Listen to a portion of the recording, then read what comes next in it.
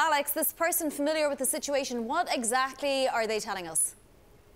There are no tapes existing anymore, if there ever were, of the president's conversations with James Comey in the Oval Office. We finally have an answer, Vonnie, to one of the biggest mysteries since what's in Al Capone's vault. Yeah, what does this change, Alex? I mean, the president had sort of tweeted out something a little bit ominous. I don't want to say threatening, but he said, you know, James Comey better hope that there are no tapes. James Comey replying that, you know, he'd be happy if there were tapes. Does it really matter that there are no tapes? It's still sort of one person's word against another's. It definitely would have been a much bigger story if there were tapes. That would be, you know, Nixon-type stuff, because Nixon, of course, got in a lot of trouble because he was taping his conversations, and they were demanded by Congress. He fought them, and ultimately that's what brought down his presidency. So had there been tapes, this would be a huge story.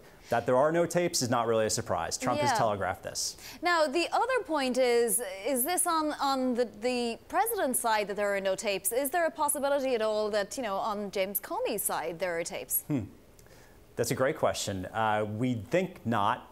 We believe, I think James Comey might have mentioned that in his testimony to the Senate a couple of weeks ago if there were. So I doubt he was so bold as to secretly tape the President of the United States while in a meeting with him. Yeah, that would definitely be a game changer as well, right? Yeah. So how does this move on with the investigations that are ongoing? So we know that there are a couple of Senate and, you know, Intelligence Committee investigations, and there's also obviously the special counsel who's investigating all of this. Will that person also have passed on this information to all of those?